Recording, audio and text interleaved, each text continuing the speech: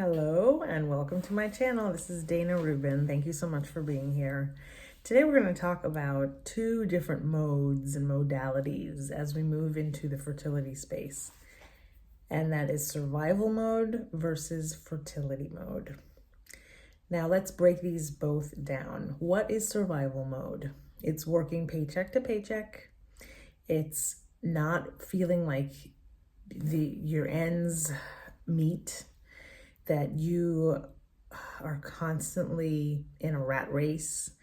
You have a high nervous system situation and a lot of high cortisol levels. You feel like you're in fight or flight most of the time.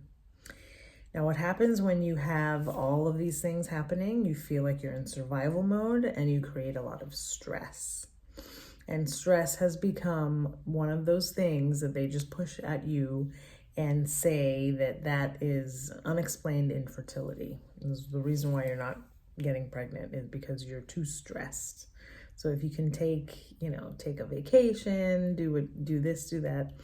But sometimes it's not really feasible to take a vacation. Maybe you can't afford it. I get it.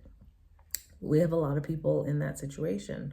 Or maybe your work is very demanding and to step away from it, you would be losing something in the aspect. You would get behind, whatever that looks like for you.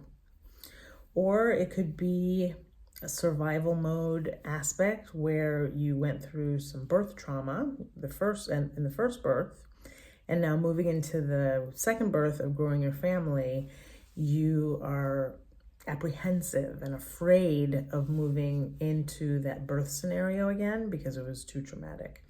There's so many little aspects to survival mode. Now let's take that and juxtapose it to fertility mode. What does fertility mode supposed to look like? Honestly, it's pretty carefree.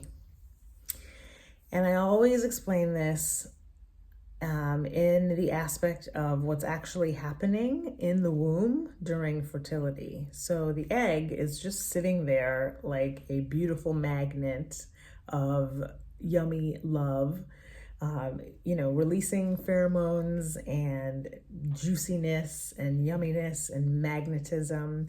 And it's just sitting there pretty, waiting for the ninja sperm to come and attack, basically. So fertility mode is the exact opposite of where we are in our lives right now, where we are working from paycheck to paycheck, spreading ourselves really thin, going to bed late, waking up early, getting a lot of things done, but just feeling like we're on a hamster wheel. Fertility mode is much more relaxed than that. It's a lot of self-care. It's taking that salt bath when you don't feel like you can fit it in, but you do it anyways because you know it's important.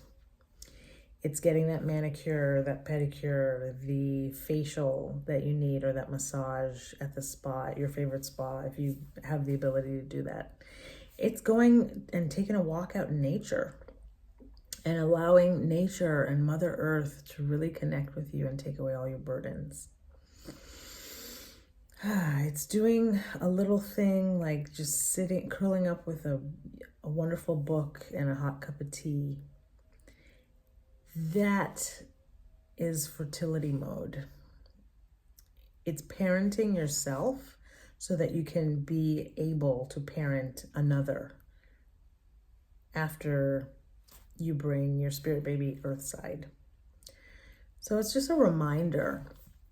When we are in survival mode and we have this go, go, go mentality, also this very masculine attack towards getting pregnant. What does that look like, or what does that seem like? And I've done other videos about this, is attacking fertility like how a man would attack fertility. Tracking ovulation cycles, tracking things and being very specific about certain things, and, you know, pushing the river. So from a fertility standpoint and a feminine female standpoint, that's not how it was designed at the very beginning. We were designed to stay in a flow state, to let go and let God and let things just happen, and be pretty not resilient. Resilient is coming to mind, but just resilience is very important because, you know, every month it feels like you're looking for that pregnancy test to say positive and it doesn't, and that's really frustrating. So you want to try different methods, but at the same time, a lot of it is becoming a receptacle and being the receiver. And there's a reason that our anatomies are shaped in certain ways. Women are a keyhole and the men are the key, if you will. So we are here to receive the key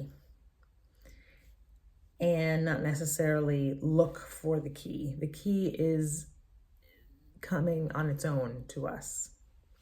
So that's really what I wanted to talk about today. The difference, the nuts and bolts between, you know, survival mode and feeling like every day is just a survival, just lots of things going on and your plate is full and things are really overwhelming for you.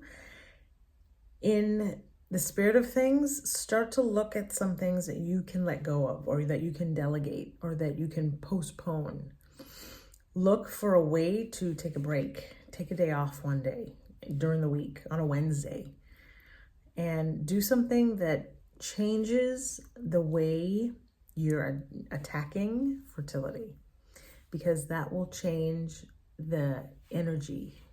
And when the energy is receptive and calm, just like the egg in the womb or the seed in the soil, waiting to blossom on its own, that's when everything is going to come together. So don't beat yourself up if you've been looking towards starting a family for years, months, you know, even days. But, you know, when it's days, you're not as voraciously worried about it as opposed to waiting months and years. So connect with that inner goddess inside of you that knows that everything is going to be okay. And I can tell you from experience, waiting and becoming pregnant at 38 and 40, that being a late bloomer is not easy.